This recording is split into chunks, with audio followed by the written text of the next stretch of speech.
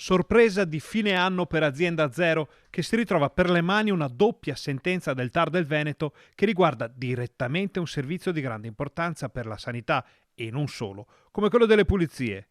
Con due sentenze pubblicate il 29 di dicembre, il Tribunale amministrativo congela in sostanza il bando per l'affidamento del servizio di pulizia e sanificazione per tutte le aziende sanitarie del Veneto, l'azienda ospedaliera di Padova, lo IOV, l'ospedale riabilitativo di Motta di Livenza, ma anche per le sedi centrali e periferiche della Giunta regionale, per le sedi del Consiglio regionale e per la sede dell'Istituto regionale Ville Venete.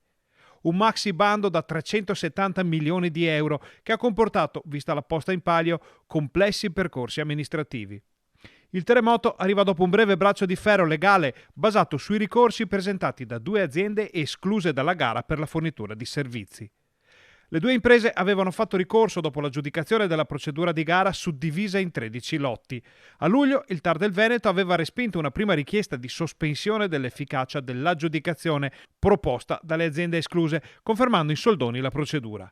Ma entrambe le cause erano state rinviate all'udienza del 13 dicembre scorso.